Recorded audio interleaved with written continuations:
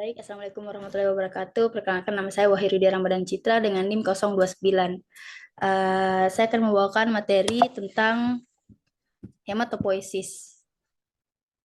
Jadi, pengertian dari hematopoiesis adalah merupakan proses pembentukan sel-sel darah dalam organ pembentukan sel darah, terutama dalam sumsum tulang dan organ lainnya.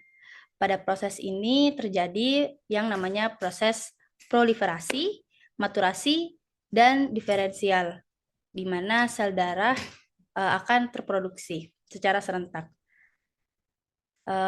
Proliferasi adalah proses di mana pembelahan dari sel awal, dan diferensiasi adalah pengubahan sel dari bentuk-bentuk yang berbeda, dan self renewal adalah pembentukan sel-sel baru. Selanjutnya, hematopoiesis prenatal atau masa fetal. Hematopoiesis prenatal adalah perubahan tempat hematopoiesis dari yolk sac ke hati, kemudian ke sumsum tulang. Hematopoiesis memiliki 3 fase, di mana fase pertama adalah mesoblastik yang terjadi di embryonal yolk sac. Fase kedua adalah fase hepatik yang terjadi di hepar atau hati. Fase ketiga medularis atau fase myeloid yang terjadi di tulang atau sumsum tulang. Masuk ke pengertian fase mesoblastik. Fase mesoblastik terjadi pada masa prenatal saat embrio berusia 2-10 minggu. Proses terjadinya di dalam yolk sac atau kantong kuning telur yang berada dekat pada jaringan mesenkim batang tubuh. Sel darah dibuat dari jaringan mesenkim 2-3 minggu setelah fertilasi. Mesenkim ini menyusutkan cabang-cabangnya lalu berkembang menjadi erythroblast primitif atau erythroblast yang sederhana yang mengumpul membentuk agregat yang disebut pulau darah. Berproliferasi membentuk hemoglobin dan eritrosit polikromatoffilik. Lalu terbentuk eritrosit primitif, yaitu eritrosit yang memiliki inti sel. Selanjutnya, fase hepatik. Fase ini terjadi pada masa prenatal ketika janin berusia 6 minggu.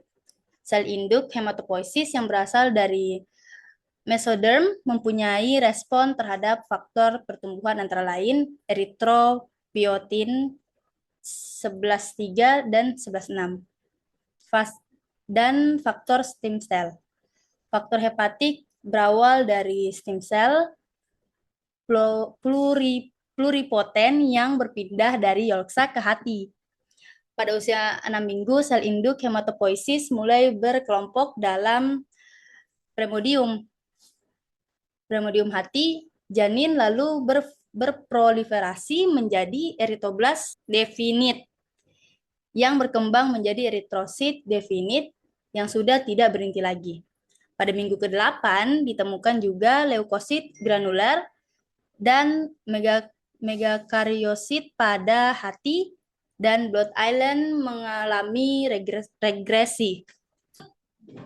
Fase medularis. Fase ini dimulai saat rangka janin sudah terbentuk, yaitu sekitar minggu ke-20.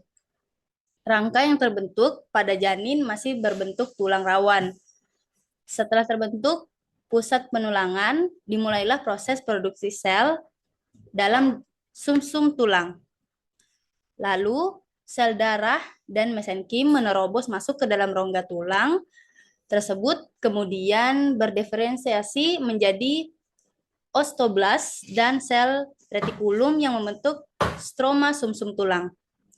Karena hal tersebut, terjadi pula penurunan produksi sel darah pada hati dan limfa.